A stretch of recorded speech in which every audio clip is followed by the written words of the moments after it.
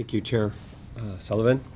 Just a few items this month that I thought I would share with the board, some highlights from across the UH system. First, as registration is underway now for summer and fall, this is our first registration period in which we're using the new STAR GPS system. We've talked about it with the board and in particular in the Academic and Student Affairs Committee, but this is our award-winning approach to helping students guide them into a registration path that leads them toward timely completion of a degree and helps them when they change their mind to steer their way back onto a course that will lead them to success.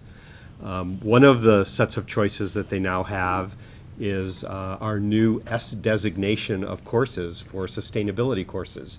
And this derives from the new board policy and executive policy on sustainability. And part of that initiative was to establish a system-wide sustainability curriculum council, which has led this initiative. It's a group of faculty from across the system. We now have over 250 S courses available from across the system to help students who are interested in strengthening their academic pursuits in areas around sustainability. In that regard, we continue to work forward on our sustainability operational opportunities while we are working, and much thanks to Vice Chair Kudo for his tireless efforts at the legislature to help us with the microgrid bill.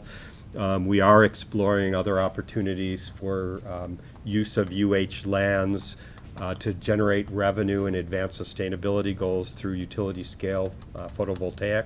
And we did respond to a request for information from HECO proposing or offering up sites on multiple islands of UH land that might be suitable for utility scale photovoltaic development. I'm really happy, and I congratulate the folks of the UH Hilo Office of Maunakea Management, Kahukumana, our Cultural Advisory Committee, and Pacific Consulting Services, who works with us. They were recognized by the Historic Hawai Foundation with their highest honor for their work in the preservation, rehabilitation, restoration, and interpretation of the state's architectural, archaeological, and cultural heritage for their work on Maunakea. And they will be recognized at an awards event next month. And I hope some of you can join us there. We also, another great initiative crossing multiple campuses is a grant. This isn't by any means our largest grant, but it's a very interesting one. And this is a joint grant from both the National Science Foundation and the National Endowment for the Humanities. It's about $450,000 over a 3-year period. And it is led by Kahakaula Oke'elikolani, our Hawaiian Language College at UH Hilo, along with the Linguistics Department at UH Mānoa. And they are developing a digital repository of spoken Hawaiian, primarily from native speakers, to capture that for posterity.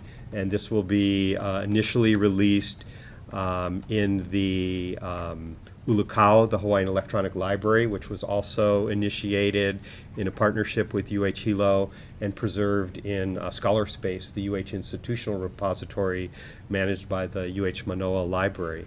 So it's the kind of activity where we're preserving heritage, advancing our role as a model Indigenous serving university with technology across multiple campuses, and best of all, with other people's money. Saturday is Earth Day.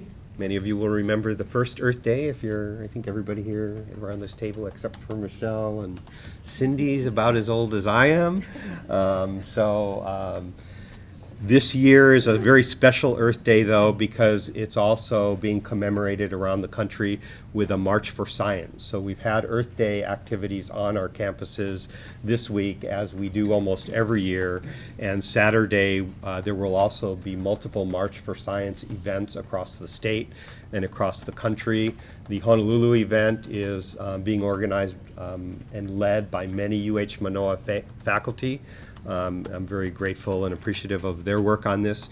It is a nonpartisan event, and it is meant to highlight for society and the community the importance of science in advancing our society and the well-being of all.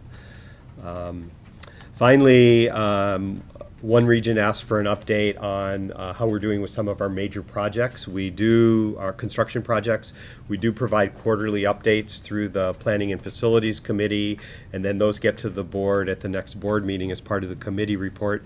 But I just thought I'd give you a quick update on some of the major projects. The Culinary Institute for the Pacific at Diamond Head, of course, was completed, and this week we received our certificate of occupancy. That will be the home for advanced culinary programs serving multiple campuses, not just Kapiolani Community College.